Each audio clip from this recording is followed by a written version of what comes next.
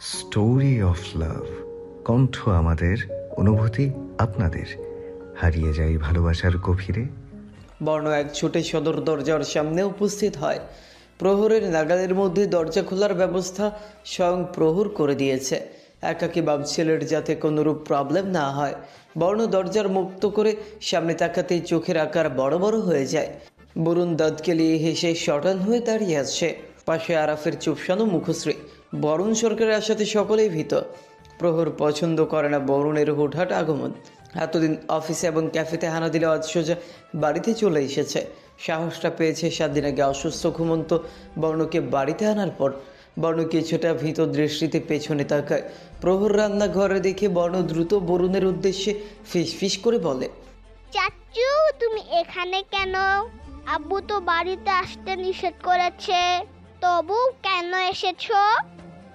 বরুণ বর্ণের দিকে কিছুটা ঝুঁকে বর্ণের মতো ফিস ফিস করে আওড়ায়, লিটল চ্যাম্প, তোমার বিটকেল বাপ কি করছে? মুড ঠিক আছে তো? আব্বুকে এসব বলবে না চাচু, আমার পছন্দ নয়। বিবৃত সরকার প্রহরের ছানা, দয়া করে ভেতরে ঢোকার অনুমতি দিন। পেটের মধ্যে ইঁদুর ইঁদুর গোল্লাছুট খেলছে। আর কিছুক্ষণ যদি না খেয়ে থাকি তাহলে অক্কা পাবো। বর্ণ মন খারাপ করে সরে দাঁড়াতে গেলে বরুণ এক ঝটকায় বর্ণকে তুলে ঘাড়ের ওপর বসায়। বর্ণ খিলখিল করে হেসে ওঠে, বরুণের চুল মুঠো করে ধরে। বরুণ খাবারের ঘ্রাণ শুকে রান্নাঘরের দিকে পায়ের কদম বাড়ায়। পেছনে থাকা আরাব ভয়ে দরজা ধরে দাঁড়িয়ে আছে। প্রায় 6 বছর পর বরুণ সেই দিন সরকার বাড়িতে পা রেখেছিল শুধুমাত্র বর্ণের অসুস্থতার অছিলাতে। তবে আজ তো বিনা নোটিশে চলে এসেছে। তার বস আজ খেপে যাবে নিশ্চিত। আরাফ দোয়া ইউনুস পড়তে পড়তে দরজা আটকায়। হাতের মুঠোয় বন্দি বাজারের ব্যাগ জড়সড় ভঙ্গিতে বুকে চেপে ধীর ভঙ্গিতে বরুণের পিছ ধরে। বরুণ সোজা যেয়ে প্রহরের পাশে দাঁড়ায়। ঘাড়ের উপর বর্ণকে কিছুটা ভয় চুপসে আছে। বরুণ যে ভয় পাচ্ছে না তেমন নয়, তবুও এক বুক সাহস সঞ্চয় করে সরকার বাড়িতে দ্বিতীয়বারের মতো পা রেখেছে। বরুণ হালকা ঝুঁকে খাবারের ঘ্রাণ নিয়ে বোকা হেসে বলে ওঠে, খাবারের ঘ্রাণ তো জোস হয়েছে ভাই। আমি আর ওয়েট করতে পারছি না। দ্রুত খাবার সার্ভ করো, খুব ক্ষুধা লেগেছে। গরুর গোস্ত রান্না করতে থাকা প্রহরের হাত থেমে যায়। কোমল মিশ্রিত আদল সহসা কাঠিন্য ধারণ করে। গাম্ভীর্য আদলে পাশ ফিরে বরুণের দিকে তাকালে বরুণের আনন্দজ মুখে আধার ঘনিয়ে আসে। বড় ভাইয়ের তীক্ষ্ণ দৃষ্টির তোপ থেকে বাঁচতে মেয়েকে হেসে কোনো মতে বলে ওঠে, 22 দিন ধরে হোটেলের খাবার খেতে খেতে গ্যাস বাঁধিয়ে ফেলছি ভাই। দয়া করে আজকের জন্য পেট ভরে শান্তিতে ঘরোয়া খাবার খেতে দাও। প্রমিস করছি, শুধুমাত্র বাড়ির খাবারের টান পড়লে সরকার বাড়ি মানে তোমার শরণাপন্ন হব। প্লিজ ভাই, বাড়ি থেকে বের করে দিও না। সেই ছোটবেলার মতো বড় ভাইয়ের নিকট আবদারের ঝুলি খুলেছে বরুণ। তীব্র আকাঙ্ক্ষা ভরা আদল। প্রহরের বর্তমান পরিস্থিতি বরুণ ধরতে পারছে না। অনেক কষ্টে এক বুক সাহস নিয়ে সরকার বাড়িতে পা রেখেছে শুধুমাত্র বড় ভাইয়ের সাথে সকল দূরত্ব ঘুচিয়ে দেওয়ার জন্য। বরুণ শিওর না সে ঠিক কতটা সফল হবে, তবুও চেষ্টা করবে অতীতের সমস্ত ক্লেশ মিটিয়ে বড় ভাইয়ের সান্নিধ্যে থাকার। প্রহর সম্পূর্ণরূপে বরুণকে ইগনোর করে খাবার নিয়ে ডাইনিং টেবিলে রাখে। আরাফ তার স্যারের অতি শান্ত মুখবয়ব দেখে উৎকণ্ঠিতর সাথে ভীত। আরাফের ভালো করেই জানা আছে বরুণ সরকারের উপরে চমৎকৃত রাগ আরাফের উপরে ছাড়বে। এই জন্য আরাফ কোনো ভুল করতে চায় না। দ্রুত হাতে স্যালাড কাটায় মনোযোগ দেয়। বরুণ বর্ণকে নিয়ে খাবার টেবিলের নিকট উপস্থিত হয়। বর্ণকে চেয়ারে বসিয়ে দিয়ে নিচেও পাশে বসে পড়ে। আরাফ ততক্ষণে স্যালাড নিয়ে উপস্থিত। অতিমাত্রায় নীরব ডাইনিং টেবিল। প্রহর গম্ভীর মুখে বর্ণের প্লেটে খাবার তুলে দিয়ে নিচের প্লেটে খাবার নিয়ে খেতে আরম্ভ করে। বরুণ আরফ দুজনেই খালি প্লেট নিয়ে বসে আছে। দুজনের দৃষ্টিতেই ভয়। প্রহরকে নিশ্চিন্তে খাবার খেতে দেখে বরুণ আরব বুঝে যায় নিজেদের খাবার নিজেদের বেড়ে নিতে হবে। বরুণ প্রহরের থেকে দৃষ্টি সরিয়ে ভোতা মুখে আরাফকে বলে ওঠে, বুঝলে আরাপ, এই মুহূর্তে নিজেকে ঠিক পরগাছার সাথে তুলনা দিতে ইচ্ছে করছে। আরাফ কপাল কুঁচকে বরুণের দিকে তাকিয়ে আছে। বরুণ কিছুটা বিরক্তি মিশিয়ে বলে, কারণ জিজ্ঞেস করবে না আরাফ? আরাফ থতমত খেয়ে বলে ওঠে, কেন বরুণ ভাই? আর কি বলবো আরাফ, বাড়িঘরহীন ছিন্নমূল আমি। বিগত 22 দিন ধরে হোটেলে হোটেলে ঘুরে বেড়াচ্ছি। আপন বড় চাচাতো ভাইয়ের এত বড় সড়ো বাড়ি থাকতেও পরগাছার মতো যেখানে সেখানে ঠেলা খেয়ে বেড়াতে হচ্ছে। হোটেলের খাবার খেয়ে খেয়ে গ্যাস্ট্রিকের সমস্যা বেড়ে গেছে। রোজ অফিসের পর ক্লান্ত হয়ে হোটেলে ফেরার পর বড্ড তৃষ্ণা জাগে আপন মানুষদের আদর যত্ন পাওয়ার, অথচ আমার কিছু থাকতেও নেই। সবকিছু থাকা সত্ত্বেও পরগাছার মতো হোটেলে পড়ে থাকতে হচ্ছে। এ দেখো, সামনে কত মজাদার খাবার, অথচ পাতে তুলে দেওয়ার মতো কেউ নেই। এই দুঃখ আমি কোথায় রাখি আরাফ? বরুণের কথা শুনে আরাফ মর্মাহত হয়। আগ বাড়িয়ে বরুণের প্লেটে খাবার বেড়ে দেওয়ার জন্য হাত বাড়িয়ে বলে ওঠে, আমি থাকতে নিজেকে কেন পর কাছে ভাবেন বরুণ ভাই? প্লেটটা এদিক দিন, আমি বেড়ে দিচ্ছি। বরুণ প্লেট তৎক্ষণাৎ নিচের দিকে টেনে নিয়ে দাঁত চেপে ধরে সূক্ষ্ম ধমকে বলে, মেহমান হয়ে মালিকের কাজকর্ম তোমাকে কে করতে বলেছে আরাফ? চুপচাপ নিজের জায়গায় বসে খাওয়ায় মনোযোগী হও। আমাকে নিয়ে এত মাথা ব্যথা দেখাতে হবে না। দেখছো না আমার একটা বড় ভাই বসে রয়েছে, সেটাতে তুমি কেন প্রহরের তীক্ষ্ণ দৃষ্টি নিচের দিকে পড়া মাত্র বরুণ ফিচেল হেসে থেমে যায়। গুটিয়ে রাখা প্লেট আরাফের দিকে বাড়িয়ে বোকা হেসে বলে, দ্রুত খাবার সার্ভ করো আরাফ, খুব ক্ষুধা লেগেছে। আরাফ বোকা বনে যায়। বরুণের কথাবার্তা মাথার ওপর দিয়ে যাচ্ছে। আরাফ বরুণের প্লেটে খাবার সার্ভ করে চুপচাপ খাওয়ার দিকে মনোযোগ হয়। বরুণ দাঁত কেলিয়ে এক পিস গোস্ত মুখে দিয়ে চিবোতে চিবোতে প্রহরের উদ্দেশ্যে মিনমিনে গলায় বলে ওঠে, বলছি কি ভাই, তোমার মন তো অনেক বড়, ঠিক এই বাড়ির মতো। যদি তোমার মনে এবং এই বাড়িতে আমার মতো ক্ষুদ্র প্রাণীকে জায়গা দিতে, তাহলে আমার পোটলাপুটলি গুছিয়ে এখানে নিয়ে আসতে পারতাম আর কি। প্রহর নিটল দৃষ্টিতে বরুণের দিকে তাকিয়েই আছে। অর্ধ খাওয়া প্লেটে হাত রোধ হয়ে রয়েছে। বরুণের এবার কিছুটা ভয় লাগছে। মুখের ভেতর খাবার দ্রুত গলধকরণ করে ভীতু গলায় বলে ওঠে, এখানে থাকা খাওয়া বাবদ বাড়ির সকল কাজে আমি তোমাকে সাহায্য করব। রোজ বাড়িঘর পরিষ্কার করা, ধোয়া মোছা সব করব ভাই। এমনকি রোজ সকাল বিকাল রাতের কফি আমি করে দেব। বর্ণকে স্কুলে নেওয়া থেকে শুরু করে তোমার ক্যাফেতে পার্ট টাইম ওয়েটারগিরি করতেও রাজি। তুমি শুধু এই অধমের প্রতি একটু দয়া মায়া করে তোমার বাড়ির এক কোণে থাকার জায়গা করে দিও। প্লিজ ভাই, রাজি হয়ে যাও। আমি প্রমিস করছি তোমাকে একটুও বিরক্ত করব না। আমি শুধু বর্ণের কাছাকাছি থাকতে চাই ভাই, প্লিজ ভাই। বিকট শব্দে বর্ণ ভয়ে আরাফের বাহু ধরে গুটিয়ে যায়। আরাফ বাম হাতে বর্ণকে আগলে ধরে তৎক্ষণাৎ বর্ণ থরথর করে কাঁপছে। বরুণ বেদনা মিশ্রিত আদলে প্রহরের রাগত মুখের দিকে তাকিয়ে আছে। ফ্লোরে ছিটিয়ে পড়ে আছে প্রহরের অর্ধ খাওয়া খাবার সহ ভাঙাচোরা প্লেট। প্রহর তীর চোখ দৃষ্টিতে আরাফের দিকে তাকিয়ে গম্ভীর গলায় আদেশ মিশ্রিত বাণীতে বলে, বর্ণকে নিয়ে উপরে যাও আরাফ। আরাফ দ্রুত হাত ধুয়ে উঠে দাঁড়ায়। অতি ভয়ে কাঁপতে থাকা বর্ণকে কোলে তুলে নিয়ে তৎক্ষণাৎ প্রস্থান ঘটায়। নীরবতা বিরাজমান ড্রয়িং রুমের মধ্যে। শুধুমাত্র প্রহর এবং বরুণের অবস্থান। বরুণ করুণ দৃষ্টিতে প্রহরের দিকে তাকিয়ে আছে। প্রহর এইটু হাত ভালোভাবে ধুয়ে টিস্যু দ্বারা হাত মুছে বরুণের উদ্দেশ্যে বলে ওঠে, বাড়িতে কুকুর বিড়াল থাকলেও তাদের কখনো আমি অভুক্ত রাখি না। সেখানে তুই একটা জলজ্যান্ত মানুষ। বাড়ির খাবার খাওয়ার অনুরোধ করেছিস, আমি বিনা বাক্যে খাওয়ার ব্যবস্থা করে দিয়েছি।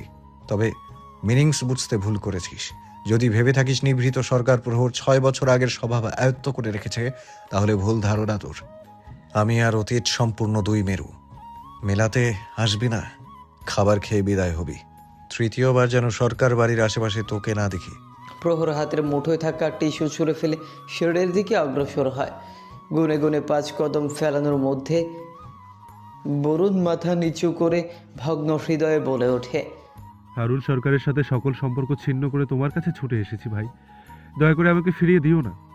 জানি তোমায় দেওয়া সকল আঘাত কখনো সরিয়ে দিতে পারবো না। তবুও ছোট্ট সুযোগ দাও, নিজেদের পাপ মোচন করার একটা সুযোগ দাও। অন্তত মরে গেলে চাচা এবং চাচি আমার সামনে মাথা উঁচু করে দাঁড়াতে পারি। প্রহরের হাতগুলো মুষ্টিবদ্ধ হয়ে যায়। চোখ বন্ধ করে বড় বড় শ্বাস নিয়ে বলে, অন্যের পাপ নিজের ঘাড়ে টানার কোনো মানে দেখছি না আমি। সেখানে পাপ মোচন করার কথা আসছে কোথা থেকে? ভালোভাবে বলছি অস্ট্রেলিয়ায় ফিরে যা। বাংলাদেশে আসা উচিত হয়নি তোর। ভালো আছি আমি। সৃষ্টিকর্তা আলহামদুলিল্লাহ খুব ভালো রেখেছে। বাপ ছেলের সংসারে কোনো জটিলতা নেই, নেই কোনো ভালোবাসার অভাব। অহেতুক বর্ণকে নিয়ে দুশ্চিন্তা করা লাগবে না। ভুলে যাস না, আমি সুবর্ণ সরকার স্নিগ্ধের বাবা লাগি।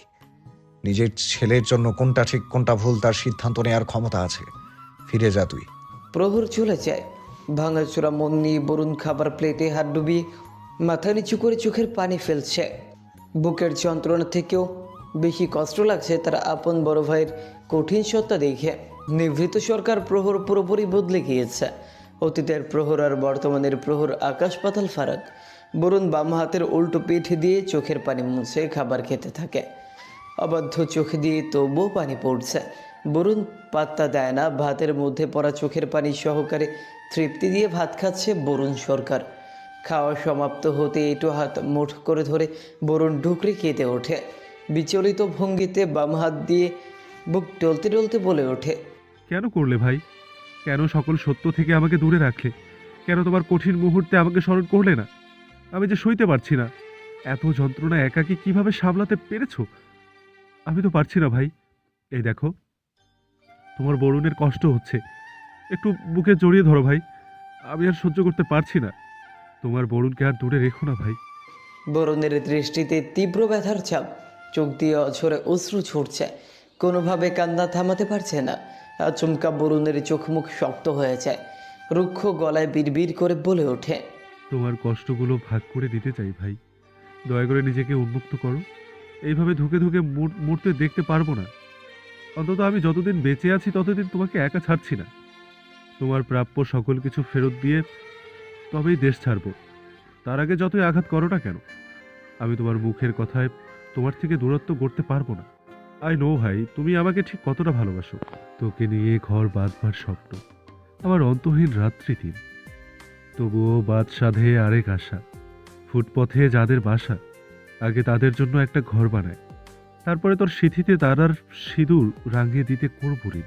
চিঠি প্রেম নিবেদনের সব থেকে আবেগময় শব্দ। নস্টালজিক সময় যান্ত্রিক মাধ্যমে প্রেমালাপ হতো না হাতে হাত ধরে সমাজের নির্নুকদের সামনে দাঁড়িয়ে ভালোবাসা প্রকাশ।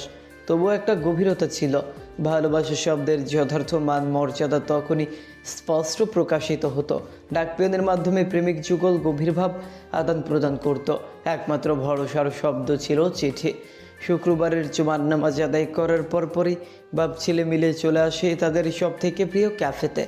1990 ক্যাফে। বিবর্ণ সন্ধ্যায় ক্যাফেতে জড়িয়ে আছে নিভৃত সরকার প্রহর এবং তার আদরেচ্ছন্নার বিষাদময় জীবন। আপন মানুষের বিশ্বাসঘাতকতার শিকার প্রহরের একমাত্র মাথার জোগাড় ঠাঁই হয়েছিল এই ক্যাফেতে। নিত্যদিন ক্যাফেতে কফি বিক্রি করে যতটুকু টাকা উপার্জন করতো সেই উপার্জনের উপর বেঁচে থাকতো বাপ ছেলের জীবন। ছোট্ট বর্ণকে নিয়ে 4 বছর এই ক্যাফেতে থাকতে হয়েছিল প্রহরকে। প্রহরের প্রিয় বন্ধু সমতুল্য মরহুম প্রেতা রোহিত সরকারের নিজ হাতে তৈরি ক্যাফেতে স্মৃতির অভাব নেই। সুখ দুঃখ মিলিয়ে ভরপুর। প্রহরের দুঃখের সময় আশ্রয়স্থল হয়েছিল ক্যাফেটা। ফলস্বরূপ সুখের সাগরে ভাসা প্রহর ক্যাফেটা ছাড়তে পারেনি। সপ্তাহের একটা দিন রোজ শুক্রবার জুমার নামাজের পর থেকে রাত 10টা পর্যন্ত ক্যাফেতে সময় কাটানোর রুটিন হয়ে দাঁড়িয়েছে। গোধূলি লগ্নের পরপর ক্যাফেতে প্রেমিক যুগলের উপচে পড়া ভিড়। তাদের অনুরোধে ক্যাফেতে বাজছে নস্টালজিক গান, চিঠি। প্রহর কিচেনে অ্যাপ্রন পরিধান করে কাস্টমারদের অর্ডার মতো খাবার বানিয়ে সার্ভ করছে। পাশে হেল্পিং হ্যান্ড হিসেবে অল টাইম সাহায্য করে রাইহান নামক 17 বছর বয়সী ছেলে। মা বাবাহীন এতিম ছেলেটার একমাত্র আশ্রয়স্থল প্রহরের ক্যাফে। রাইহান একের পর এক অর্ডার নিয়ে আসছে। শুক্রবারে একটু বেশি ভিড় হয়।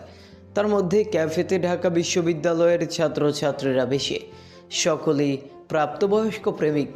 প্রহর স্যান্ডউইচ বানানোর মধ্যে আর চোখে নিচের ছেলের অবস্থান পরখ করে নেয়। বর্ণমুখ বেজার করে ক্যাফের সদর দরজার দিকে উৎসুক দৃষ্টিতে তাকিয়ে আছে। প্রহরের কপালে তীক্ষ্ণ ভাঁজ পড়লেও ব্যস্ততার জন্য ততটা খেয়াল দিতে পারে না। পৃথিবীতে অসংখ্য মানুষের ভিড়ে বর্ণের চোখ একজনকে খুঁজছে। দুপুরের পর থেকে নানান ধরনের মানুষের আনাগোনা হচ্ছে ক্যাফেতে, অথচ বর্ণের প্রবল আকাঙ্ক্ষার রমণী উধাও।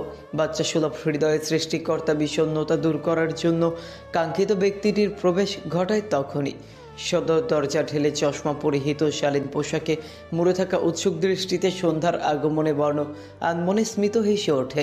অথচ বর্ণ একমাত্র বরুণ এবং তার বাবার সামনে হাসি মুখে থাকে। শান্তশিষ্ট স্বভাবের বাচ্চা বর্ণ নিশ্চুপে বসে থাকা অবস্থায় প্রখর দৃষ্টি সন্ধ্যার দিকে রেখেছে। সন্ধ্যার বিচলিত দৃষ্টি সম্পূর্ণ ক্যাফেতে বিচরণ করছে। চোখ দুটি কাউকে অধীর আগ্রহী হয়ে খুঁজছে। তার মধ্যে সন্ধ্যা রায়হান নামক ছেলেটিকে দেখা মাত্র স্মিত হেসে দ্রুত পায়ের কদম বাড়ায়। রায়হানের সামনে যেয়ে ফতাফত বলে ওঠে, আমাকে চিনতে পেরেছো ছোট ভাইয়া? ওই যে একটা বাচ্চাকে বাঁচাতে যে গরম কফি আমার হাতে পড়েছিল, তারপর তুমি ডাক্তার আনলে, বাচ্চাটার বাবা এলো, আমার সোনার লকেটটি বাচ্চাটার মুঠোয় বন্দি ছিল বলে নিতে পারিনি। ভদ্রলোকটা পরবর্তীতে লকেটটি ফেরত দেবে বিধায় বিজনেস কার্ড দিয়েছিল, কিন্তু দুঃখের বিষয় আমি ওটা হারিয়ে ফেলেছি। এখন আমি আমার লকেটটা ফেরত চাই। ছোট ভাইয়া, তুমি কি লোকটাকে বা বাচ্চাটিকে চেনো? রায়হান ভরকে যায় প্রথমত, পরবর্তীতে সন্ধ্যাকে দেখে এবং কথাগুলো শুনে চিনতে একটুও ভুল করেনি। ফলস্বরূপ সন্ধ্যার বিচলিত ভাব দূরীভূত করার জন্য রায়হান নরম গলায় ভদ্রভাবে বলে, শান্ত হন আপামনি, আমি আপনাকে চিনতে পেরেছি। তাছাড়া আপনি যেই বাচ্চাকে বাঁচিয়েছিলেন তিনিই হলো এই ক্যাফের মালিকের ছেলে। সুতরাং চিন্তামুক্ত থাকেন, আপনার লকেটটি ফেরত পাবেন। সন্ধ্যা বুক ফুলিয়ে স্বস্তির শ্বাস নেয়। লকেটটি খুব গুরুত্বপূর্ণ সন্ধ্যার জন্য। তার 15তম জন্মদিনে গিফট করেছিল তার পাপ্পা। আজ পর্যন্ত কখনো নিজের কাজ ছাড়া করেনি। শুধুমাত্র বাচ্চা ছেলেটার শারীরিক কন্ডিশন খারাপ দেখে নমনীয় হয়েছিল। রায়হান সন্ধ্যাকে শান্ত হতে দেখে পরপর তারা দিয়ে বলে, আজ কাস্টমার অনেক আপামনি, আপনি একটু অপেক্ষা করেন, আমি বর্ণের আব্বুকে আপনার কথা বলছি। সন্ধ্যা মাথা ঝাঁকায়। রায়হান চলে যেতেই সন্ধ্যা ঘুরে দেখে। দরজার দিকে এক পলক তাকায় সন্ধ্যা। নেহার কোনো খবর নেই। কসমেটিক্স দোকান দেখে ওখানেই হামলে পড়ে আছে। কত করে সন্ধ্যা বলল আগে বাচ্চাটিকে খুঁজে বের করুক, তারপর সব কেনা যাবে। কিন্তু কে শুনে কার কথা? অনেক কাঠখড় পরিয়ে আজ সন্ধ্যা বাড়ি থেকে বেরোতে পেরেছে। ইসাক মির্জা গতকাল চলে গিয়েছে। ফলস্বরূপ মনিকে ভাবতাবাজি এবং ইমোশনাল কিছু ডায়লগ মেরে নেহাকে নিয়ে বের হতে পেরেছে। সন্ধ্যা এবার বুঝতে পারে কেন বাচ্চাকে একাকেই ক্যাফেতে রেখেছিল। ক্যাফের মালিকের ছেলে বলে কথা। সন্ধ্যা ফুস করে সব সেরে পেছনের কর্নারের দিকে দৃষ্টি নিবন্ধ করতে চোখ বড় বড় হয়ে যায়। বর্ণনামুখ ছেলেটা একাকী বসে আছে, হাতের মুঠোয় সেই রং বেরঙের কিউব শোভা পাচ্ছে। সন্ধ্যা হাসি মুখে বর্ণের কাছে যায়। বর্ণের ঠিক পাশের চেয়ারে বসে টেবিলে হাতের কোনোই ঠেকিয়ে গালে হাত রেখে বর্ণের মনোযোগ আকর্ষণ করার জন্য বলে, কেমন আছো জিনিয়াস বাচ্চা? আমাকে চিনতে পেরেছো? বর্ণ হাতের মধ্যে থাকা কিউব ঘোরাতে ঘোরাতে শান্ত গলায় জবাব দেয়, জি, চিনতে পেরেছি। তবে আপনি বোধহয় আমার নাম জানেন না। আমার নাম সুবর্ণ সরকার। স্নিগ্ধ, আমাকে বর্ণ বলে ডাকবেন, জিনেস বাচ্চা নয়। কাট কাট গলায় বর্ণের কথা শ্রবণ করে সন্ধ্যা বুঝতে পারলো বড়লোক ঘরের অতি আদরে বিগড়ে যাওয়া বাচ্চা। বড়দের সাথে কথা বলার ম্যানার্স শেখানো হয়নি। সন্ধ্যা কত সুন্দর করে বাচ্চাটির দিকে তাকিয়ে কথা বলছে, অথচ বাচ্চা ছেলেটা সন্ধ্যার দিকে একবারও দৃষ্টি মিলে তাকানোর প্রয়োজন মনে করলো না। সন্ধ্যার বলতে ইচ্ছে হলো সন্ধ্যাও বড়লোক বাপের একমাত্র কন্যা। টাকা পয়সার অভাব নেই, তবুও সামনে থাকা প্রতিটি ব্যক্তিকে যথেষ্ট রেসপেক্ট দিয়ে কথা বলে। বাচ্চা ছেলে দেখে সন্ধ্যা কিছু বলে না। বেশিক্ষণ থাকা সম্ভব নয়। তার মধ্যে বর্ণের আব্বুকে দেখা যাচ্ছে না, আবার রায়হান নামক ছেলেটা অতিমাত্রায় ব্যস্ত। ফলে সন্ধ্যা দ্রুত একটা কাগজ বের করে নিজের নাম্বারে লিখে দাঁড়িয়ে পড়ে। কাঁধে ব্যাগ ঝুলিয়ে বর্ণের উদ্দেশ্যে কাগজটি বাড়িয়ে দিয়ে বলে, তোমার আব্বুকে কাগজটি দিয়ে বলবে আমাকে কল দিতে। ভালো থেকো জিনিয়াস বাচ্চা, আসি কেমন? বর্ণের হাত থেমে যায়। গম্ভীর মুখে বিষাদ দেখা যায়। এতক্ষণ ধরে নিচে তাকিয়ে থাকা গোলগাল চোখ দুটি কেমন কাতর চোখে সহসা সন্ধ্যার মুখের দিকে তাকায়। অথচ সন্ধ্যা তাড়াহুড়ো করে মোবাইলের দৃষ্টি নিবন্ধ করে পায়ের কদম সম্মুখে বাড়াতে যায়। এক কদম পা বাড়াতে পেছন থেকে বর্ণ খপ করে সন্ধ্যার বাম হাত ধরে কাতর গলায় ঢেকে ওঠে। Pretty girl. সন্ধ্যা থেমে যায়। হতভম্ব দৃষ্টিতে বর্ণের মুখের দিকে তাকিয়ে আছে। বর্ণের গম্ভীর মুখে এই প্রথম সন্ধ্যা বাচ্চামো নরম প্রতিচ্ছবি খুঁজে পেল। সন্ধ্যা চমকিত গলায় বলে উঠল, জিনিয়াস বাচ্চা, তুমি আমাকে কি বলে ডাকলে? বর্ণ তখনই সন্ধ্যার হাত ছেড়ে দেয়। নিজের প্যান্টের পকেট থেকে সন্ধ্যার লকেটটি বের করে উঁচু করে ধরে বলে, আপনার লকেট অ্যান্ড থ্যাঙ্কস। সন্ধ্যা অবাক হচ্ছে ক্ষণে ক্ষণে। বর্ণ নামক বাচ্চা ছেলেটা অদ্ভুত স্বভাবের। সন্ধ্যা লকেটটি পেয়ে অত কিছু আর ভাবে না। মুচকি হেসে লকেটটি নিয়ে নেয়। হালকা ঝুঁকে বর্ণের পরিপাটি চুলগুলো এলোমেলো করে দিয়ে বলে, আমার দেখা সব থেকে অদ্ভুত বাচ্চা তুমি। বাচ্চা মানুষ কোথায় মুখটা হাসি খুশি রাখবে তা না, সবসময় বড়দের মতো গম্ভীর করে থাকো। এই জিনিস বাচ্চা, তুমি হাসতে পারো না? বর্ণনাক মুখ কুচকে সন্ধ্যার হাত মাথা থেকে সরিয়ে দেয়। এলোমেলো চুলগুলো ঠিক করার মধ্যে ধীর গলায় জবাব দেয়। আপনাকে দেখে বোকা মনে হয় না, বাট বোকা বোকা কথা কেন বলছেন? সন্ধ্যা বুঝলো বর্ণ সত্যি বিরল প্রকৃতির ছেলে, শতকরা 1% ভিন্ন দাসের বাচ্চাদের মধ্যে একজন। সন্ধ্যা আর বেশি কথা বাড়ায় না, স্বল্প পরিচিত বাচ্চাটা আজীবন স্মরণে থাকবে, তাই মুচকে হেসে বলে ওঠে। থাক বাবা, তোমার মতো জিনিয়াস বাচ্চাদের বোঝা আমার কর্ম নয়। ভালো থেকো জিনিয়াস বাচ্চা, আর হয়তো তোমার সাথে কখনো দেখা হবে না, তবে তুমি আমার কাছে জীবনে স্মরণীয় হয়ে থাকবে। আল্লাহ হাফেজ। সন্ধ্যা চলে যেতে গেলে বর্ণ পুনরায় হাত টেনে ধরে। সন্ধ্যা পেছনে ফিরে কিছুটা অসন্তোষ গলায় বলে। কিছু বলবে? বর্ণ নিশ্চুপ, নিরেট দৃষ্টি সন্ধ্যার পানে। সন্ধ্যার বাড়িতে ফিরতে হবে, ফলস্বরূপ কিছুটা এগিয়ে বলে। কি? বর্ণ ইশারা করে কিছু বলে যা সন্ধ্যা বুঝতে পারে না, ফলে কপাল কুঁচকে বলে। ইশারা করছো কেন? কিছু তো বুঝছি না। বর্ণ পরপর আবার ইশারা করে। সন্ধ্যা এবার বুঝতে পারে বর্ণ নিচের পাশের চেয়ারে সন্ধ্যাকে বসার জন্য বলছে। সন্ধ্যা কিছুটা বিরক্ত নিয়েই বসে পড়ে, তারা দিয়ে বলে। নাও এবার বলো। আপনি কিউব শিখতে চাচ্ছেন না? হ্যাঁ, তবে তুমি তো রিজেক্ট করে দিলে। আপনাকে যদি শিখাতে চাই শিখবেন? তুমি শেখাবে? যদি শিখতে চান শিখাবো। অবশ্যই শিখবো। কখন শেখাবে বলো? শিখাতে পারি, তবে আমার একটা শর্ত আছে। শর্ত? কী শর্ত? আগে প্রমিস করুন আব্বুকে কিছু বলবেন না, তাহলে বলবো। একভাবে কথা বলার মধ্যে সন্ধ্যা নীরব হয়ে যায়। গম্ভীর মুখভাবে বাচ্চা ছেলেটা একটু বেশি অদ্ভুত বিহেভ করছে, সন্ধ্যাকে শর্ত দিচ্ছে। আশ্চর্যজনক বিষয়, সন্ধ্যা তবুও নিচের হতবাক মুখশ্রী দূরীভূত করে দৃঢ় গলায় বলে। ওকে, প্রমিস। আপনাকে আম্মু বলে ডাকার অনুমতি দিলে শিখাতে পারি। হোয়াট? ক্যাফেতে সফট মিউজিক চলছে বিধায় সন্ধ্যার কিছুটা শব্দ তুলে এই কথাটা কেউ শুনতে পায়নি। সন্ধ্যা বোধ হয় বিরাট বড় শক খেয়েছে। আগামলে বাচ্চা সোজা মা হওয়ার অফার দিচ্ছে। সন্ধ্যা বর্ণের মুখের দিকে তাকিয়ে আছে। বর্ণ স্বাভাবিক, তবে চোখ দুটোতে কিছু আসার দুতেই খেলা করছে। বাকি বাচ্চাদের মতো বর্ণের স্বভাব নয় বিধায় সন্ধ্যা সিরিয়াস হলো, কণ্ঠে অবাক সাথে প্রশ্ন মিশিয়ে বলে। তোমার আম্মু থাকা সত্ত্বেও আমাকে আম্মু বলে ডাকার অনুমতি চাইছো কেন? আমার আম্মু নেই। বর্ণের সহজ স্বীকারোক্তি, অথচ সন্ধ্যা হতবিহবল দৃষ্টি নিয়ে বর্ণের মুখের দিকে তাকিয়ে আছে। আম্মু নেই কত সহজভাবে বড় বলে দিল, চোখে মুখে কষ্টের ছাপ নেই। সন্ধ্যার কেমন মায়া লাগলো, পরপর প্রশ্ন করলো। তোমার আম্মুর কি হয়েছে? জানি না, তাকে কখনো দেখিনি। আমাকে আম্মু কেন ডাকতে চাও? বর্ণ কিছুক্ষণ সন্ধ্যার মুখের দিকে তাকিয়ে বলে। কারণ আপনি আমাকে আব্বুর মতো করে আদর করেছিলেন, এমনকি মাথায় চুমু দিয়ে আব্বু বলে ডেকেছিলেন। সন্ধ্যা কি বলবে বুঝতে পারছে না। ছোট্ট বর্ণকে এই মুহূর্তে বড়লোক ঘরের বিগড়ে যাওয়া বাচ্চা লাগছে না, বরঞ্চ মনে হচ্ছে ম্যাচিওর স্বভাব বহন করে সুবর্ণ সরকার প্রহর। সন্ধ্যা নড়ে চড়ে বসে, কিছুক্ষণ এদিক ওদিক তাকিয়ে মিনমিনে গলে বলে। ঠিক আছে। বর্ণের ঠোঁটের গোড়ায় সূক্ষ্ম হাসি দেখা যায়, যার সময়সীমা ছিল ন্যানো সেকেন্ডের মতো। সন্ধ্যার দৃশ্যের আড়ালে থেকে গেল গম্ভীর বাচ্চার হাসি মুখ। নিশ্চুপ থাকার মধ্যে বর্ণ পুনরায় বলল। ছেলে হিসেবে আম্মুর কাছে আর একটি আবদার করতে পারি? সন্ধ্যা চোখ ছোট ছোট করে এবার, ভীষণ ধূর্ত স্বভাবের বর্ণ, কত সুন্দর করে বড়দের মতো কথা বলছে। সন্ধ্যা তীক্ষ্ণ দৃষ্টিতে বলে। পাতানো ছেলে যখন তুমি, তাহলে বলে ফেলো, কি আবদার তোমার?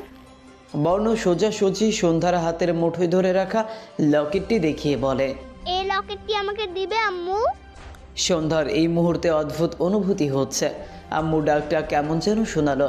তুমি সম্বোধনে বুকের মধ্যে অদ্ভুত মিশ্র অনুভূতি হচ্ছে। কত সুন্দর করে লকেটটি চাওয়ার আবদার করছে। সন্ধ্যার প্রিয় লকেট, কখনো কাজ ছাড়া করেনি, অথচ সন্ধ্যা ভাবতে পারছে না কি করবে, বুঝতে পারছে না। তার মধ্যে বর্ণের দৃষ্টিতে কিছু একটা আছে। সন্ধ্যা বুক ফুলিয়ে জোরালো শ্বাস টেনে বলে। ঠিক আছে, দিয়ে দিলাম তোমাকে, তবে ওয়াদা করতে হবে তোমাকে লকেটটি যত্ন করে আগলিয়ে রাখবে। কারণ এটা তোমার পাতানো আম্মুর জীবনের থেকেও মহামূল্যবান সম্পদ। বর্ণ আচমকা সন্ধ্যার গলা জড়িয়ে ধরে। সন্ধ্যার ডান গালে চুমু দিয়ে ঘাড়ে মুখ গুজে শান্ত গলায় বলে, আই প্রমিস ইউ আম্মু, তোমার লকেটটি আমি কখনো অযত্ন করব না। সময় থেমে থাকে না, নিজ গতিতে চলমান সে। গোধূলি লগ্নের ক্যাফেতে সংঘটিত বিরল ঘটনাটি সন্ধ্যা ভুলেই বসেছে। বর্ণ নামক অদ্ভুত বাচ্চাটার পাতানো আম্মুর রোলের নাম লেখালেও সন্ধ্যার মস্তিষ্ক থেকে বের হয়ে গিয়েছে তার পাতানো একটা ছেলে আছে। ভিন্ন ধাঁচের বাচ্চা সুবর্ণ সরকার স্নিগ্ধতাকে মিছিমিছি কোনো বন্ধনে আবদ্ধ করেনি তখন। গভীর টান অনুভব করেছিল বিদায় জড়তাবিহীন সন্ধ্যাকে আম্মু ডাকার অনুমতি চেয়েছিল। অথচ ইসহাক মির্জার আদরে ছানা, যে কিনা আদরে পাওয়ায় অভ্যস্ত, সে কীভাবে 6 বছর বয়সী বাচ্চার মায়ের রোল পুঙ্খানুপুঙ্খভাবে পালন করবে? প্রশ্ন আসাটা স্বাভাবিক, কারণ সন্ধ্যা এমনি একমাত্র পড়ালেখা ব্যতীত দ্বিতীয় কোথাও মনোযোগ আকর্ষণ বেশিক্ষণ রাখতে পারে না। নিজের যত্ন, 3 বেলা খাওয়ার সময় সব কিছু আপন মানুষেরা নির্ধারণ করে দেয়। আদরে আল্লাহতে বড় হয়েছে যে সন্ধ্যা তারা মির্জা, সেখানে বাচ্চা ছেলে বর্ণের প্রবল আবেগ মেশানো আম্মু সম্বোধনের প্রভাব স্বল্প কিছুক্ষণ বহাল ছিল। এই যে গোনাগাথা 12 দিন অতিবাহিত হয়েছে, অথচ সন্ধ্যা ভুলে গিয়েছে বর্ণ নামক ছেলেটার কথা, যে কিনা গভীর আবেশে পরম মায়া মিশিয়ে আম্মু বলে রেখেছিল। ধুমসে ক্লাস চলছে সন্ধ্যার, নিত্যদিন ক্লাসে উপস্থিত থাকা চাই সন্ধ্যার। পড়ালেখার বিষয়ে নো কম্প্রোমাইজ। পরপর 3টা ক্লাস কমপ্লিট করে ব্রেক টাইমে আড্ডায় মেতেছে ফার্স্ট ইয়ারের ছাত্রছাত্রীরা। নেহা একাকী ক্যান্টিনে বসে বসে খাচ্ছে। সন্ধ্যার অবস্থান অনেকটাই দূরত্বে। অসুস্থ থাকায় অনেকটা পড়া বাকি ছিল বিধায় একাকে বসে বসে নোটগুলো টুকে নিচ্ছে খাতায়। সন্ধ্যা ঠিক যতটা পড়ালেখার প্রতি প্রীতিটা ঠিক উল্টো নেহা এইসব পড়ালেখা করে তার কর্ম নয়। সন্ধ্যা গভীর নজরে খাতায় লিখছে, মাঝে মধ্যে কোমর সমান চুলগুলো বিরক্ত করছে। সন্ধ্যা বিরক্ত হয়ে কলমের সাহায্যে চুল বেঁধে ফেলে। চোখে চশমা একটু ওপরে ঢেলে পুনরায় খাতায় মনোযোগ দিতে গেলে কর্কশ শব্দে মোবাইল বেজে ওঠে। কপাল কুঁচকে মোবাইলে দৃষ্টি রাখে। আননোন নাম্বার দেখে কল রিসিভ করলো না সন্ধ্যা। পরপর একভাবে মোবাইল বেজেই চলেছে সন্ধ্যার। অতিষ্ঠ সন্ধ্যা বিরক্ত মিশিয়ে কল রিসিভ করে হ্যালো বলে সালাম দেওয়ার এক মুহূর্তে অপর পাশ থেকে ভেসে আসে কিছুটা রাগ মিশ্রিত উদ্বিগ্ন গলার স্বর। মিসেস সরকার, কতক্ষণ ধরে আপনাকে কল দিচ্ছি অথচ রেসপন্স করছেন না। বাচ্চার মা হওয়ার সুবাদে একটু তো অ্যাক্টিভ থাকবেন। বিনা কারণে নিশ্চয়ই কেউ বারবার কল দিবে না। সন্ধ্যার দাঁত জল ছুড়ে যায়। মিসেস সরকারকে আর এই বাচ্চা কোথা থেকে আসলো? সন্ধ্যা মা হলো কবে?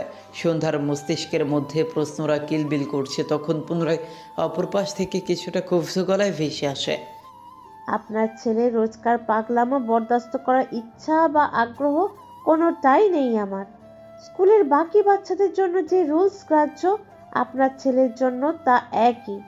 স্কুলে এসে আমার সাথে কথা বলে ওই আপনার ছেলেকে বাড়িতে নিয়ে যাবেন, নয়তো সুবর্ণ সরকার স্নিগ্ধের জন্য কোনো ছুটি নেই।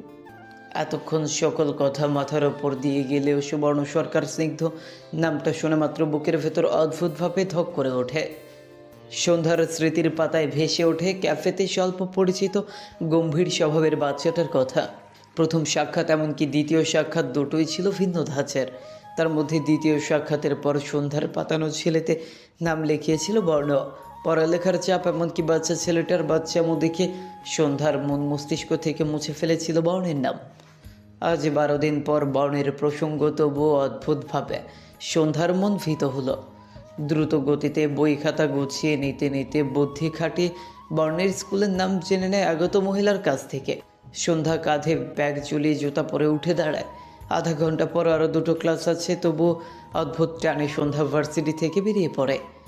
ঢাকা বিশ্ববিদ্যালয়ের থেকে বর্ণের স্কুলে যেতে মাত্র হাতে গোনা 10 মিনিট লেগেছে সন্ধ্যার। দ্রুত স্কুলের মধ্যে ঢুকে পড়ে। স্বল্প পরিচিত বর্ণের নাম শোনা মাত্র বাজ বিচার না করেই সন্ধ্যা চলে আসে সম্পূর্ণ অচেনা একটা স্কুলে। বোকা সন্ধ্যার মাথায় আসলো না তার নাম্বার বর্ণের স্কুল শিক্ষিকার নিকট কী করছে। সন্ধ্যা টিচার সেকশনে যাওয়া মাত্র নজরে পড়ে বিশালাকা অফিস কক্ষের মধ্যে একাকী চেয়ারে বসে থাকা অর্ধবয়স্ক একজন শিক্ষিকার। গম্ভীর আদলে যে বারবার হাত ঘড়িতে সময় দেখছে, সন্ধ্যা বুঝতে পারে তার জন্যই অপেক্ষা করছে। সন্ধ্যা খুক খুক করে কেশি ম্যামের মনোযোগ আকর্ষণ করে ভেতরে ঢুকে পড়ে। স্মিত হেসে মহিলাটার সামনে যেতে রাগত মুখে এতক্ষণ অপেক্ষা করতে থাকা ইংলিশ টিচার মমতা ব্যানার্জি সন্ধ্যার সম্পূর্ণ আদলের দৃষ্টি ভুলিয়ে সন্দেহ গলায় প্রশ্ন করে। আপনিই মিসেস সরকার, সুবর্ণ সরকার স্নিগ্ধের মা? সন্ধ্যা বোকা হেসে ওঠে। উত্তরে কি বলবে ভেবে পেল না। গলা শুকিয়ে কাঠ সন্ধ্যার, মনে হচ্ছে চুরি করতে এসেছে। সন্ধ্যা কাঁধের ব্যাগ শক্ত করে জড়িয়ে ধরে মিনমিনে গলায় জবাব দেয়। জি, আমি বর্ণের আম্মু। আসলে বাচ্চাদের মতো চেহারা পাওয়ায় বয়সটা কেউ ধরতে পারে না। আমার বয়স কিন্তু 24 বছর, মাস্টার্সের ছাত্রী। আসলে অল্প বয়সে বিয়ে হয়েছিল দেখে বাচ্চা, এমনকি বাচ্চার মা দুজনেই একসাথে পড়ালেখা করছি। মমতা ব্যানার্জি গম্ভীর আদলে সন্ধ্যার দিকে তাকিয়ে আছে। সন্ধ্যাকে অল্প বয়সী নারী ছাড়া কিছুই মনে হচ্ছে না। কোনোভাবেই বিশ্বাস হচ্ছে না বর্ণের মা এই মেয়েটা। মমতা ব্যানার্জি নিজের চিন্তা দূরীভূত করে 1 মাস হচ্ছে এই স্কুলে এসেছে। ফলস্বরূপ সকল স্টুডেন্টদের গার্ডিয়ান সম্বোধন কোনো ধারণা নেই, তাই অতিরিক্ত কিছু না বলে সন্ধ্যাকে বসতে বলে। সন্ধ্যা জড়সড় হয়ে চেয়ার টেনে বসে পড়ে আর চোখে সম্পূর্ণ টিচার রুমে দৃষ্টি বুলিয়ে বর্ণকে খোঁজার চেষ্টা চালায়। মমতা ব্যানার্জি সন্ধ্যার হাবভাব বুঝতে পেরে সোজাসুজি বলে। আপনার ছেলে এখানে নেই, ক্লাসরুমে আছে। এই মুহূর্তে আমার ক্লাস 4-এর ইংলিশ ক্লাস ছিল, অথচ আপনার বাচ্চার জন্য ক্লাস বাদ দিয়ে আপনার জন্য অপেক্ষা করছি। বুঝতে পারছেন ঠিক কতটা সিরিয়াস ইস্যু ক্রিয়েট করেছে আপনার ছেলে? সন্ধ্যা এবার চিন্তিত হলো। 2 বার সাক্ষাতে কখনো বর্ণকে উচ্ছৃঙ্খল মনে হয়নি, তাহলে কি হলো? সন্ধ্যা নরম গলায় বলে ওঠে। দেখুন মিস, বর্ণ খুব শান্তশিষ্ট স্বভাবের ছেলে। হয়তো জ্ঞানজাম করার মতো ছেলে বর্ণ নয়। তাহলে ঠিক কি হয়েছে যে আপনি বর্ণের প্রতি অসন্তুষ্ট? মমতা ব্যানার্জি এবার মুখের রাগ দূরীভূত করে কোমল স্বভাব ফুটিয়ে তোলে। গলার টোন নরম করে বলে। 1 মাস হচ্ছে এই স্কুলে ট্রান্সফার হয়েছে আমার। তন্মধ্যে ক্লাস 5 পর্যন্ত সকল স্টুডেন্টদের ইংলিশ সাবজেক্ট আমি পড়াই। এই 1 মাসের মধ্যে যদি কোনো বাচ্চা আমাকে আকৃষ্ট করতে পেরেছে, সে হলো আপনার ছেলে সুবর্ণ সরকার স্নিগ্ধ। অদ্ভুত শান্তশিষ্ট স্বভাবের ছেলেটার ভাব ভঙ্গি, কথাবার্তা, চালচলন সবকিছুই বড়দের মতো। আশ্চর্য হয়েছি যখন জানতে পারি বাচ্চা ছেলেটার অতি মাত্রায় মেধা শক্তি দেখে। 1ম শ্রেণীতেই ভর্তি না করিয়ে প্রিন্সিপাল স্যার 2য় শ্রেণীতে ভর্তি করিয়েছে। এইরকম আগেও অনেক ছাত্রছাত্রীদের সাথে করা হয়েছে। তবে আশ্চর্যের বিষয় হলো এই স্কুলেই আপনার ছেলের সময়সীমা হাতে গোনা 9 মাস। বিশ্বাস করবেন কিনা জানি না, আপনার ছেলে তার সহপাঠীদের মধ্যে এই পর্যন্ত কারোর সাথে আগ বাড়িয়ে কথা বলে নাই। এমনকি একাকী লাস্ট বেঞ্চে যেয়ে বসে থাকে। নিয়মিত পড়া দেবে, হোমওয়ার্ক ঠিকমতো করবে, পরীক্ষায় ভালো রেজাল্টও আপনার ছেলে এগিয়ে। কিন্তু তার স্বভাব সকলের চোখে পড়ার মতো। অতি মাত্রায় শান্ত স্বভাবের জন্য যেমন আপনার ছেলে খ্যাত, ঠিক তেমনই ভয়ঙ্কর একটা দিক হলো আপনার ছেলের রাগ।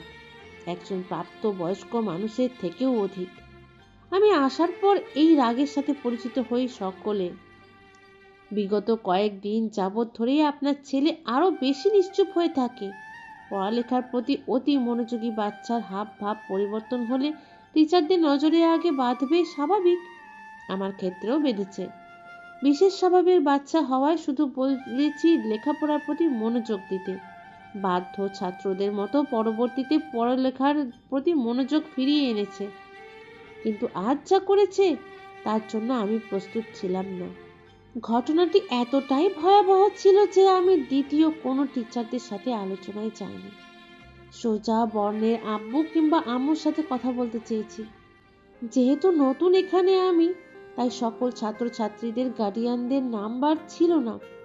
বিচক্ষণ ছেলে বর্ণের কাছ থেকে তার আব্বুর নাম্বার চাইলে আপনার নাম্বার বলে দেয়, তারপর আপনাকে এখানে ডেকে আনা। সন্ধ্যা চুপচাপ সব কথা শুনল। বর্ণের স্বভাব যে এতটা বিপরীতমুখী সন্ধ্যা জানতো না। যত জানছে বর্ণের বিষয়ে ঠিক ততটাই অবাক হচ্ছে। বর্ণ ঠিক কি করেছে ম্যাম? সন্ধ্যা আগ্রহ গলায় বলে। মমতা ব্যানার্জি নিটল দৃষ্টিতে তাকিয়ে কিছুটা শব্দ তুলে ডেকে ওঠে কাউকে। হাসিম ভাই, রণকে নিয়ে আসেন। সন্ধ্যা দরজার দিকে তাকায়। দারোয়ানের পোশাকে একজন পুরুষ বনের বয়সী একজন ছেলেকে ধরে ভেতরে ঢুকিয়ে আনে। সন্ধ্যার আগ্রহ দৃষ্টি রণা নামক ছেলেকে দেখা মাত্র চোখগুলো আকারে বড় বড় হয়ে যায়। কপালে ব্যান্ডেজ করা বাচ্চাটা নীরবে ফুঁপিয়ে ফুঁপিয়ে কাঁদছে। রণা ছেলেটাকে মমতা ব্যানার্জি নিজের কাছে নিয়ে সন্ধ্যাকে বলে, আপনার অতি মাত্রায় শান্তশিষ্ট ছেলের কাজ এটা। সন্ধ্যার মুখ দিয়ে কথা বের হচ্ছে না। চোখের সামনে যা দেখছে বড় ভয়াবহ ঘটনা ছাড়া কিছুই না। মমতা ব্যানার্জি সন্ধ্যার রক্তশূন্য মুখ দেখে পুনরায় বলে, রণকে মারার কারণ শুনলে আপনি আরও অবাক হবেন মিসেস সরকার। ছোট বাচ্চা রণ শুধু বলেছে বর্ণের আম্মু বর্ণকে ভালোবাসে না দেখে কখনো স্কুলে বর্ণের সাথে আসে না। জাস্ট অবুঝ বাচ্চাদের কথোপকথন। অথচ আপনার ছেলে এই একটা কথায় কাঠের স্কেল দিয়ে রণকে আঘাত করে বসে। আপনি বলুন তো মিসেস সরকার, এরকম অদ্ভুত আচরণ কে করে? আদৌ কি আপনার বাচ্চা সুস্থ? মমতা ব্যানার্জি চুপ থেকে আবার বলে, আপনার ছেলে শুধুমাত্র আঘাত দিয়ে ক্ষান্ত হয়নি, ছেলেটার গলা চেপে ধরে কি বলেছে জানেন? সন্ধ্যার দৃষ্টি চমকে ওঠে, বড় বড় আকার ধারণ করেছে। মমতা ব্যানার্জি সন্ধ্যার দৃষ্টি পরখ করে বলে, বলেছে আমার আম্মুকে নিয়ে একটা কথা বললে মেরে ফেলবে। ভাগ্যিস তখন আমি ক্লাসে ছিলাম, নয়তো আপনার ছেলে কিশোর অপরাধ করে ফেলতো। সন্ধ্যার মাথায় কিছুই ঢুকছে না। বর্ণের মতে বর্ণের আম্মু নেই, অথচ আম্মুকে নিয়ে একটু দুষ্টুমি করায় এত বড় রিয়েকশন। আবার সন্ধ্যার নাম্বার আম্মুর জায়গায় দিয়েছে কেন, আর নাম্বার পেল কোথায়? সন্ধ্যার তখনই মনে পড়ে লকেটটি ফেরত পাওয়ার জন্য বর্ণকে নাম্বার দিয়েছিল কাগজে লিখে। কাগজটা কি এখনও বর্ণের কাছে? সন্ধ্যার ভাবনার মধ্যে দারোয়ান বর্ণকে নিয়ে আসে। গম্ভীর আদলে বর্ণকে ভেতরে ঢুকতে দেখে সন্ধ্যার কপালে ভাঁজ পড়ে। এত বড় একটা কাণ্ড ঘটিয়েও কেমন শান্ত। মমতা ব্যানার্জি সন্ধ্যাকে কিছুটা কটাক্ষ করে বলে ওঠে, দেখছেন আপনার ছেলের হাবভাব? এইটুকু বয়সে এমন নেতাদের মতো হাবভাব নিয়ে চলে। এত বড় ঘটনা ঘটিয়েও শান্ত, চোখে মুখে ভয় ডর বলতে কিছুই নেই। রনের পরিবারকে আমি মিথ্যে বলে সামলিয়ে নিতে পারলেও আপনার ছেলের মুখ থেকে একটা সরি বের করতে পারিনি। অন্যায় করেও চোখে মুখে অনুতপ্তের ছিটে ফোটাও নেই। মিসেস সরকার, আপনার ছেলেকে নিয়ে আমি সত্যিই চিন্তিত। আমার মনে হয় আপনার ছেলের চিকিৎসা প্রয়োজন। কথাটা তিক্ত হলেও সিরিয়াস নিয়েন। সন্ধ্যা চুপ করে থাকলেও বর্ণ চুপ থাকলো না। গম্ভীর গলায় বলে উঠল, মিস, আমার আম্মুকে বকবেন না, আম্মু কোনো দোষ নেই। মমতা ব্যানার্জি সহ কক্ষের মধ্যে সকলে বাকরুদ্ধ। সন্ধ্যার কেমন অদ্ভুত লাগছে সব কিছু। বর্ণ এতটা শান্তভাবে কিভাবে আম্মু আম্মু বলে ডাকতে পারে? সন্ধ্যা মমতা ব্যানার্জির রাগে মুখে দেখে জোরপূর্বক স্মিত হেসে বলে, এবারের মতো ক্ষমা করেন ম্যাম, আমি কথা দিচ্ছি আমার ছেলে আর এরকম ভুল করবে না। দয়া করে বাচ্চাটার মা বাবাকে সামলিয়ে নিন, আমি বর্ণকে দেখছি। মমতা ব্যানার্জি অসন্তোষ গলায় শুধু বলে, খেয়াল রাখবেন, দ্বিতীয়বার এইরকম ভুল হলে প্রিন্সিপালের নিকট নালিশ যাবে। তখন শুধু আপনাকে নয়, আপনার হাজবেন্ডকেও স্কুলে ডাকা হবে। সন্ধ্যা দ্রুত কেটে পড়তে চায়। সব কিছু বেতৃষ্ণা অনুভূতি জাগাচ্ছে। মমতা ব্যানার্জির হাবভাব দেখে সন্ধ্যায় শিওর আরও কিছু ঘটনা বর্ণ ঘটিয়েছে। আপাতত স্বল্প কিছু সন্ধ্যার নিকট তুলে ধরেছে। সন্ধ্যা এক প্রকার পালানোর জন্য বর্ণের হাত ধরে দ্রুত স্কুল থেকে বের হয়ে যায়। স্কুল ছুটি হতে 1 ঘন্টার মতো লাগবে। সন্ধ্যা স্কুল থেকে বেরিয়ে একটু ফাঁকা জায়গায় বর্ণকে নিয়ে এসে বুকে হাত ভাঁজ করে দাঁড়ায়। চোখ ছোট ছোট করে বর্ণকে প্রশ্ন করে, এই যে পাতানো ছেলে, তোমার এই ভয়ঙ্কর রূপের সাথে আমাকে সাক্ষাৎ করানোর মানেটা কি? তুমি কোন সাহসে আমাকে আম্মু বলে তোমার মিসের নিকট পরিচয় করিয়েছো? আমার নাম্বার দিয়েছো? সাহস তো কম না তোমার। আধা আঙ্গুলে বাচ্চা একটা ছেলে, হাবভাব দেখে মনে হচ্ছে কোনো রাজ্যের নেতা। চুপ করে থাকবে না বর্ণ, উত্তর দাও। তোমার আব্বুর নাম্বার না দিয়ে আমার নাম্বার কেন দিয়েছো? তোমাকে দেখার জন্য এসেছি। মানে আমাকে দেখার জন্য কেন? বর্ণ আকস্মিক ভোলা দৃষ্টিতে সন্ধ্যার রাগে মুখের দিকে তাকায়। টলমল করছে বর্ণের চোখ। সন্ধ্যার রাগ বর্ণের চোখের পানি দেখে উধাও হয়ে যায়। হৃদয়ে সূক্ষ্ম ব্যথা হানে। সন্ধ্যার হৃদয়কে আরও উতলা করার জন্য বর্ণ ভারাক্রান্ত গলায় কেমন আক্ষেপ নিয়ে বলে, তুমি বলেছিলে তুমি আমার আম্মু হয়ে গিয়েছো, তাহলে আমার সাথে দেখা করনি কেন? আমি রোজ তোমার জন্য অপেক্ষা করেছি, কিন্তু তুমি আসোনি। আমি ভীষণ কষ্ট পেয়েছি, অনেক কষ্ট। তোমার জন্য আমি আব্বুর অগোচরে লুকিয়ে কান্না করেছি। কথাগুলো বলার মধ্যে বর্ণের চোখ দিয়ে পানি পড়ছে। সন্ধ্যা বিচলিত হলো এবার। দ্রুত হাঁটু গেড়ে বর্ণের সামনে বসে পড়ে। বর্ণের চোখের পানি মুছে দিয়ে কান্না থামানোর জন্য বলে ওঠে, আমি খুব খুব খুব করে সরি বর্ণ। সত্য বলতে পড়ালেখা ভার্সিটি নিয়ে ব্যস্ত হয়ে পড়েছিলাম দেখে আমার পাতানো ছেলেকে ভুলে গিয়েছি। আমি তো ভেবেছি বর্ণ আমাকে ভুলে গিয়েছে। বর্ণ কেমন অদ্ভুত নজরে সন্ধ্যার দিকে তাকে শীতল গলায় বলে, আমি তোমাকে কখনো ভুলিনি আম্মু। এ দেখো, আমি তোমাকে সবসময় মনে রেখেছি। বর্ণ পকেট থেকে সন্ধ্যার লকেটটি বের করে লাভ শেপে রাখা সন্ধ্যার ছবিটার দিকে আঙুল তাক করে কথাটা বলে। সন্ধ্যার দৃষ্টি ভিজে ওঠে। এক বিবর্ণ সন্ধ্যায় হঠাৎ হওয়া অনাকাঙ্ক্ষিত দুর্ঘটনায় শুধুমাত্র বাচ্চাটিকে বাঁচিয়েছে সন্ধ্যা, অথচ বাচ্চা ছেলেটি তাকে কত বড় সম্মানিত আসনে বসিয়েছে। সন্ধ্যার নিজের উপর রাগ উঠল। কেন যে বর্ণের কথা ভুলে গেল?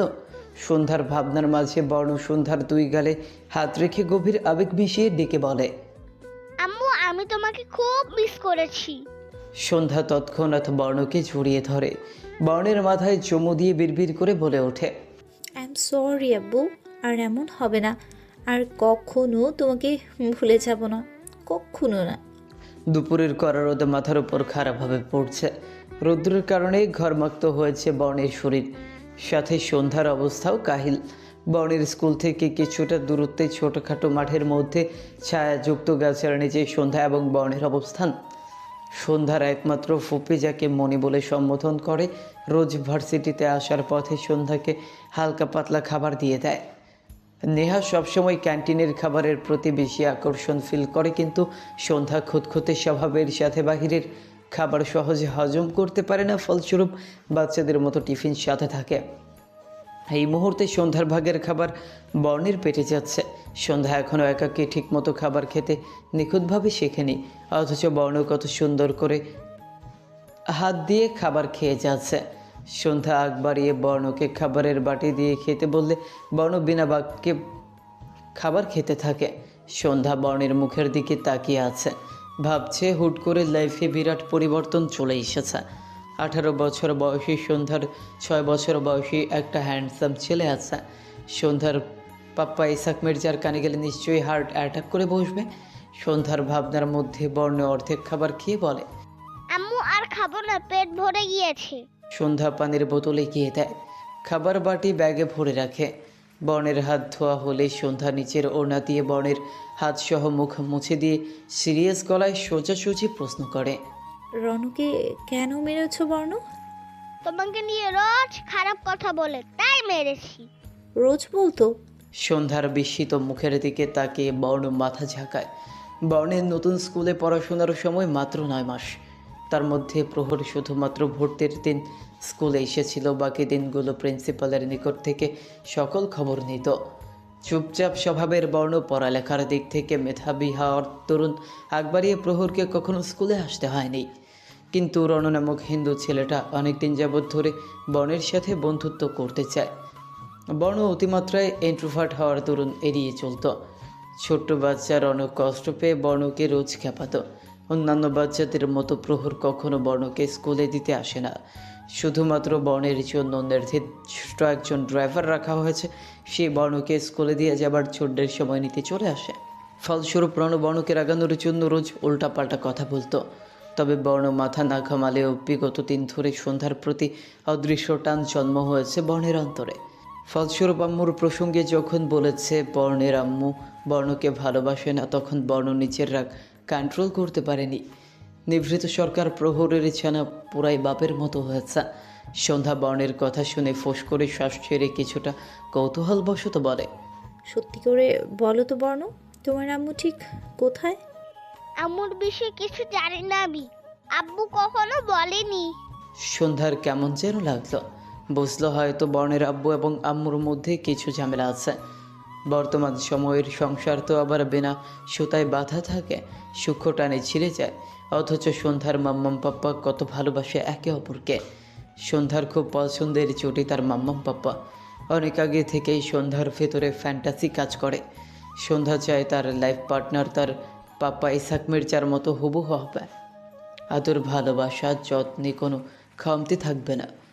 আম্মু, তুমি আমাকে প্রমিস করো রোজ আমার সাথে দেখা করবে, আমাকে ভুলে যাবে না। সন্ধ্যা বর্ণের ব্যাকুল চোখে ভরসার দৃষ্টি নিবদ্ধ রেখে মাথা নেড়ে সহমত প্রকাশ করে। বর্ণের ঠোঁটে এবার চওড়া হাসি দেখা দেয়। সন্ধ্যা আশ্চর্য হলো, সাথে খুশি। অবশেষে গোমরা মুখ ছেলের মুখে হাসি দেখল। সন্ধ্যা বর্ণের এলোমেলো চুলগুলো পরিপাটি করে দেওয়ার মধ্যে কণ্ঠে সিরিয়াস ভাব ফুটিয়ে বলে, তবে আমার কিছু শর্ত আছে। যদি শর্তগুলো রাখতে পারো তাহলে আম্মু প্রমিস করছে রোজ তার পাতানো ছেলের সাথে দেখা করবে, এমনকি অনেকক্ষণ একসাথে সময় কাটাবে। তোমার সব শব্দ রাজি আম্মু, শুধু তুমি হলেই হবে। আরে পাগল ছেলে, শর্তগুলো তো আগে বলতে দাও। ঠিক আছে, তুমি বলো, আমি শুনছি। বর্ণের উৎসাহ মুখ সন্ধ্যার নিকট নতুন দৃশ্য, কারণ বিগত 2 বার সাক্ষাতে বর্ণের গম্ভীর মুখ দেখে অভ্যস্ত ছিল, অথচ তৃতীয় দেখাটা সব কিছু পরিবর্তন করে দিয়েছে। সন্ধ্যা মুচকি হেসে দৃঢ় গলায় বলে ওঠে, আমার প্রথম শর্ত, স্কুলে কারোর সাথে মারামারি করা যাবে না। ঠিক আছে, আমি রাজি, কাউকে মারবো না। আমার দ্বিতীয় শর্ত, এই পাতানো মা ছেলের গোপন সম্বোধন সকলের লোকচক্ষুর আড়ালে রাখতে হবে। ভুল করেও খুব কাছের মানুষের সাথে অতি গোপনীয় কথাগুলো বলা যাবে না, অর্থাৎ সন্দেহের তালিকায় আসা যাবে না, বুঝলে? বুঝছি। আপনার সিক্রেট ডেট করব। সন্ধ্যা না চাইতেও হেসে ফেলে। তার মধ্যে পুনরায় তবে খুব সিরিয়াস গলায় বলে, লাস্ট অ্যান্ড মোস্ট ইম্পর্টেন্ট শর্ত হলো হ্যান্ডসাম ছেলেদের সামনে ভুল করেও আম্মু ডাকবে না। আসলে ভবিষ্যতে বিয়ে শাদী তো করার লাগবে তোমার পাতানো আম্মুর। তুমি যদি আম্মু বলে হ্যান্ডসাম ফোলাবানের সামনে ডাকো তাহলে ওই জীবনে আর প্রেম করাও হবে না, এমনকি বিয়ে করাও হবে না। তুমি কি চাও তোমার আম্মু আজীবন সিঙ্গেল থাকুক? বর্ণ অদ্ভুত নজরে সন্ধ্যার দিকে তাকিয়ে আছে। সন্ধ্যা বর্ণের মুখভঙ্গি পরখ করে আচমকা দুজনেই একসাথে জোরে হেসে ওঠে। সন্ধ্যার মতো আজ বর্ণ প্রাণ খোলা হাসিতে মেতে উঠেছে। দূর থেকে পথচারীরা যাওয়া আসার মধ্যে অদ্ভুত দৃষ্টিতে সন্ধ্যা এবং বর্ণের দিকে দৃষ্টি নিক্ষেপ করছে, অথচ বিবর্ণ সন্ধ্যায় দেখা হওয়া দুজন সম্পূর্ণ বিপরীত স্বভাবের সত্তার মধ্যে অদ্ভুতভাবে আন্তরিক বন্ধন গড়ে উঠেছে, যার সঠিক কোনো নাম এই সমাজ দেয়নি। শৌচালো দৃষ্টি নেহার বেডের উপর ফেসবুক স্ক্রোল করা সন্ধ্যার হাবভাব পরখ করছে। আজ ভার্সিটি থেকে সন্ধ্যার গায়েব হওয়ার যথাযথ কারণ সন্ধ্যা ক্লিয়ার করেনি, শুধুমাত্র টেক্সট করেছিল গুরুত্বপূর্ণ কাজের দরুন কোথাও যেতে হয়েছে। নেহার মস্তিষ্ক ধরতে পারছে না সন্ধ্যার গুরুত্বপূর্ণ কাজটা ঠিক কোথায় ছিল, কারণ ঢাকা শহরে সন্ধ্যার সময়সীমা খুবই নগণ্য। তার মধ্যে একাকী কোথায় কাজ থাকতে পারে? সন্ধ্যার চোখে নেহার তীক্ষ্ণ দৃষ্টি পরখ করে চোখের ইশারা দিয়ে প্রশ্ন করে, কি এভাবে তাকিয়ে আছিস কেন? সত্যি করে একটা কথা বলবি সন্ধ্যা? দেখ, একদম মিথ্যা কথা বলবি না। তোর চোখ মুখ দেখে আমি শিওর তুই কিছু একটা লুকাচ্ছিস। সুতরাং মিথ্যে বাহানা বা মিথ্যে কোনো গল্প শোনার ইন্টারেস্ট নেই। সন্ধ্যা মোবাইল বন্ধ করে সোজা হয়ে আসন পেতে বসে। উন্মুক্ত চুলগুলো খোপা বেঁধে নেহার দিকে পরিপূর্ণ দৃষ্টি মিলে বলে, বল, কি সত্য কথা জানতে বা শুনতে চাস? সব বলছি। তুই ভার্সিটি থেকে কোথায় গিয়েছিলি এবং তোর লকেট কোথায়? সন্ধ্যার বর্ণের কথা স্মরণে আসে। আজকের দিনটা খুবই হরর ছিল। বর্ণের স্কুল ছুটির মধ্যেই দুজনে অনেকক্ষণ আড্ডা দিয়েছে। মাত্র ঘণ্টাখানিক সময়ের মধ্যে সন্ধ্যা বর্ণের তৃতীয় রূপের সহিত পরিচিত হতে পেরেছে। বর্ণ চমৎকার একটা বাচ্চা ছেলে, তবে বাকি বাচ্চাদের থেকে একটু বেশি বুঝতার। সন্ধ্যা নেহার দিকে তাকিয়ে দুষ্টু গলায় বলে ওঠে, নেহারে, আজকে আমার একটা পাতানো ছেলে হয়েছে। ভার্সিটি থেকে গায়েব হওয়ার কারণ ছিল ওই পাতানো ছেলের সাথে টাইম স্পেন্ড করা। নেহার মুখ সন্ধ্যার কথাগুলো মাথার ওপর দিয়ে গিয়েছে। পাতানো ছেলে বলতে কি বুঝিয়েছে? নেহা হতভম্ব দৃষ্টি সন্ধ্যার দিকে নিবদ্ধ রেখে প্রশ্ন করে, তোর কথার মাথা মুন্ডু কিছুই বুঝতে পারছি না। ঝেড়ে কাশ। সন্ধ্যা কোলের ওপর বালিশ নিয়ে আরাম করে বসে, মুখে হাসি ফুটিয়ে একে একে সকল ঘটনা বলা শুরু করে। বর্ণের সাথে তৃতীয় সাক্ষাৎ থেকে শুরু করে আজকের সবচেয়ে ইন্টারেস্টিং ঘটনা, সকল কিছু উদ্ধৃতিতেই নেহা আশ্চর্যজনকভাবে বলে ওঠে। বাপরে বাপ, এই বর্ণ নামক ছেলেটা দেখছি হেব্বি শিয়ানা। একটু সাহায্য করেছিলি দেখে সোজা আম্মু বানিয়ে ফেলেছে। দেখিস সন্ধ্যা, কিছুদিন পর আব্বুর বউ না বানিয়ে ফেলে। সন্ধ্যার হাস্যোজ্জ্বল মুখের আগের আভাস ফুটে ওঠে। এইসব বিবাহিত পুরুষদের প্রতি সন্ধ্যার কোনো ইন্টারেস্ট নেই। বিয়ে নিয়ে সন্ধ্যার দারুণ সব জল্পনা কল্পনা গেঁথে রাখা একজন বিশুদ্ধ সুপুরুষ, যার মধ্যে ভালোবাসা, কেয়ারিং, সম্মান প্রদর্শন গুণ থাকবে। তার সবচেয়ে নিকটস্থ পার্টনার হবে অধিক প্রিয়, ঠিক সন্ধ্যার পাপ্পা এসহাক মির্জার মতো। সন্ধ্যা চায় তার জীবনের প্রথম পুরুষের জীবনেও যেন সন্ধ্যা প্রথম নারী হয়। সেখানে কিনা বিবাহিত পুরুষ, তাও 6 বছর বয়সী বাচ্চা। সন্ধ্যা নাক মুখ কুঁচকে ফেলে। ভীষণ নোংরা অনুভূতি হলো, কেমন পরকীয়া টাইপ ফিলিংস কাজ করলো অন্তরে। সন্ধ্যা কিছুটা রাগী গলায় বলে ওঠে, দেখ নেহা, বর্ণ ছেলেটার সাথে আমার একটু একটু ভাব হয়েছে, তার মানে এই না যে তার বাপের গলায় ঝুলে পড়ব। তুই খুব ভালো করেই জানিস এইসব বিবাহিত পুরুষদেরকে আমার লাইফ পার্টনার ভাবতেই গা গুলিয়ে আসে, কেমন ঘৃণা লাগে। মনে হয় একজন নারীর সাথে যেই পুরুষ সম্পূর্ণ অস্তিত্ব বিলীন হয়ে গিয়েছে, সেই পুরুষ কিনা সন্ধ্যা তারা মির্জার হাজব্যান্ড, ইয়া ভাবতে গা খিনখিন করছে। তার মধ্যে আবার বাচ্চা সহ, অসম্ভব। বাচ্চাদের ভালোবাসি, তার মানে এটা দাঁড়ায় না যে সব অসহায় বাচ্চাদের মায়ের অভাব পূরণ করার জন্য নিজের স্বপ্ন, ক্যারিয়ার, শখ, আহ্লাদ জলাঞ্জলি দিয়ে এক বাচ্চার বাপকে বিয়ে করব। ইম্পসিবল। এইসব লেম মার্কা মজা কখনো করবি না। তাছাড়া বর্ণ খুব ভালো একটা ছেলে, একটু ভিন্ন ধরনের, তবে মনটা খুব ভালো। বর্ণের সাথে দারুণ একটা বন্ধুত্বপূর্ণ বন্ডিং তৈরি হয়েছে আমার। সুতরাং রেসপেক্ট দিবি, নোংরা কোনো নাম দিতে আসবি না। সন্ধ্যা কথাগুলো উগরে দিয়ে বেডে পড়ে থাকা ওড়না গলায় পেঁচিয়ে ঘর থেকে বের হয়েছে। নেহা কিছুটা মন খারাপ সাথে চিন্তিত। সন্ধ্যা সব দিক দিয়ে ভালো হলেও পড়ালেখা এবং লাইফ পার্টনার নিয়ে ভীষণ চুজি টাইপ মেয়ে। এসহাক মির্জার আদুরে দুলালি সব কিছু পারফেক্ট চায়, কোনো কিছুতে খুদ পছন্দ করে না।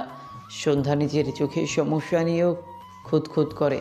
এসহাক মির্জার কন্যা সন্ধ্যা তারা মির্জা হবে পরিপূর্ণ, সেখানে চোখের সূক্ষ্ম সমস্যাটা সন্ধ্যার নিকট বিরাট বড় কলঙ্ক। সেখানে কিনা বিবাহিত পুরুষ, তাও বাচ্চা সহ, সত্যিই অসম্ভব। যদি ভুল করেও কোনো বিবাহিত পুরুষের সাথে সন্ধ্যার লাইফ জড়িয়ে যায় নেহা, সেও সন্ধ্যা হার্ট অ্যাটাক করবে, কোনোভাবেই নিজের শরীরে কলঙ্ক লাগতে দিবে না।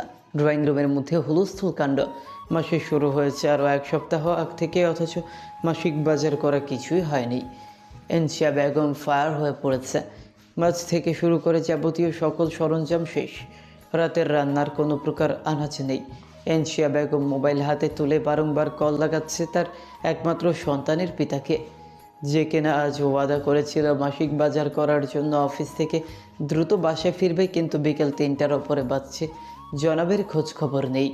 ফলস্বরূপ অ্যাটম বোম হয়ে আছে। সোফার ওপর পা তুলে বসে আছে সন্ধ্যা এবং নেহা। নেহার কোলের ওপর ঝাল চানাচুরের প্যাকেট। সন্ধ্যা নেহার দৃষ্টি এনশিয়া বেগমের দিকে, অথচ হাত এবং মুখ অনবরত চলছে। আজ বাসায় আসুক তোর বাপ, আমাকে মিথ্যা ওয়াদা করার ঝাল মিটাবো। ওয়াদা যখন পালন করতেই পারবে না, সেখানে প্রতিশ্রুতি দেওয়ার কি দরকার ছিল? ঘরে যে একটা বাজার নেই, সেদিকে খেয়াল আছে তোর বাপের? কখন অফিস থেকে আসবে, কখন বাজার করবে, আর কখন উনুন জ্বলবে? আমাকে তোর বাপে মানুষ মনে করে না?